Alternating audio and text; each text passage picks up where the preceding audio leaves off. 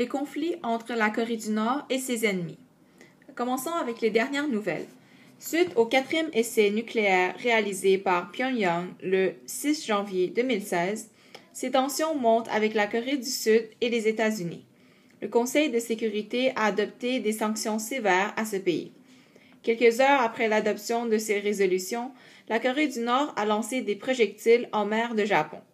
Kim Jong-un avait déclaré « Nous devons être toujours prêts à chaque instant à utiliser notre arsenal nucléaire ». Voyons maintenant l'emplacement géographique de ce pays. La Corée du Nord partage une frontière commune avec la Chine au nord et une partie avec la Russie. Au sud, une zone démilitarisée de 4 km de large sépare la Corée du Nord et la Corée du Sud. Le Japon se trouve au sud-est, séparé par la mer de Japon. Remontons dans le temps au début du 20e siècle. En 1905, c'est la colonisation du Corée par le Japon. La politique japonaise, qui veut une japonisation de la Corée, impose des mesures sévères qui augmentent l'hostilité coréenne. Des manifestations et des attentats se succèdent les uns après les autres. En 1945, c'est la fin de la guerre mondiale et le Japon capitule. Les États-Unis s'installent dans le sud et apportèrent leur soutien à Lee Sung-man, un nationaliste qui luttait contre les forces japonaises. Le 15 août 1948, il y a eu la création de la République de Corée du Sud. Lee Sung-man fut élu président. L'Union soviétique, qui s'était installée au nord de la Corée, apporta son soutien à Kim Il-sung, un communiste qui luttait aussi contre l'invasion japonaise.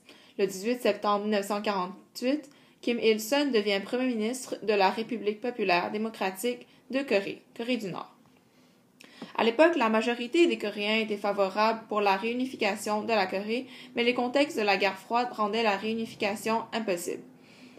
Lorsque les armées américaines et soviétiques se sont retirées du territoire, les deux Corées se trouvent face à face. La guerre de Corée.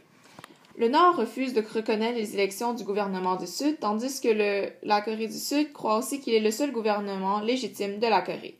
Chaque gouvernement se croit capable de conquérir l'autre. La guerre de Corée éclate lorsque les Nord-Coréens ont franchi le 38e parallèle le 25 juin 1950.